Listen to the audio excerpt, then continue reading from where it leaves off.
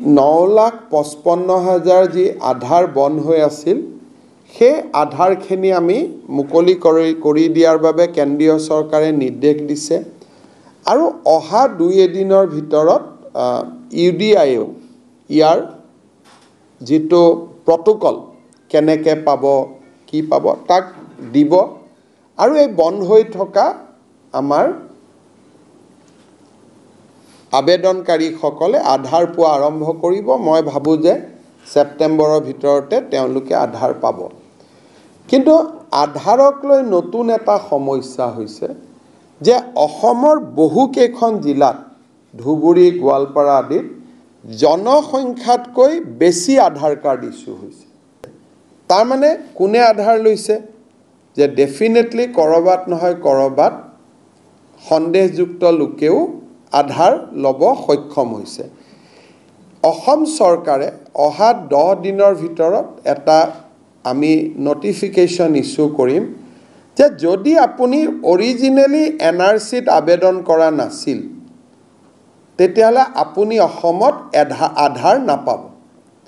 নাম থাকা আৰু নাথাকা পিছৰ কথা, কিন্তু অন্তত আবেদনকাৰী হ'ব লাগিব।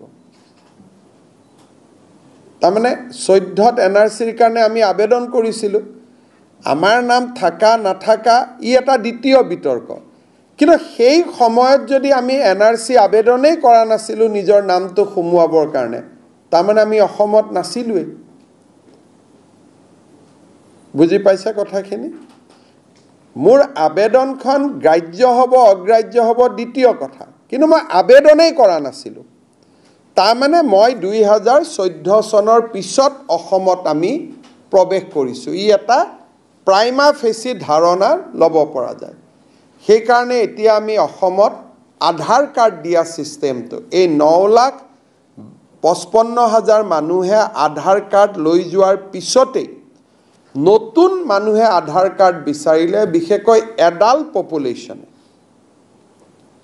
যদি 16 বছৰৰ ওপৰ পপুলেশ্যনে আধাৰ কাৰ্ড বিচাৰে তাক আমি খুব পুংখানুপুংখভাৱে আমি বিবেচনা কৰিম। এতিয়াৰ পৰা পোনে পোনে বায়োমেট্ৰিক দিলে আধাৰ পোৱা ৰাস্তাটো বন্ধ হৈ যাব।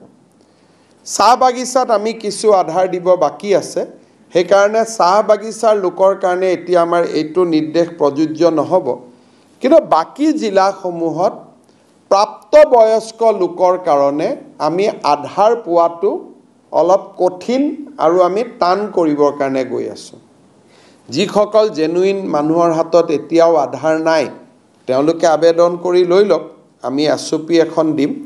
কিন্তু অহা 1 তাৰিখৰ পৰা 1 অক্টোবৰৰ পৰা অসমত আধাৰ লাভ কৰাটো এটা কঠিন পৰীক্ষাৰ মাজেৰে যাব লাগিব, এক্সেপ্ট দ্য টি গাৰ্ডেন। কাৰণ টি গাৰ্ডেনত আমিয়ে দিব পৰা নাই, সেইখিনি মানুহক বাদ দিছোঁ কাৰণ তেওঁলোকৰ কাৰোবাৰ হাতত আধাৰ নাহে, চকু দি ল'ব লাগে, আমি চকুৰ মেচিনটো দিব পৰা নাই। কিছু বাস্তৱ অসুবিধা টি গাৰ্ডেনত আছে, সেইখিনিক বাদ দি আমি প্ৰাপ্তবয়স্ক লোকে এতিয়াৰ পৰা আধাৰ বিচাৰিলে আমি খুব ষ্ট্ৰিক্ট কৰিবৰ কাৰণে সিদ্ধান্ত লৈছোঁ।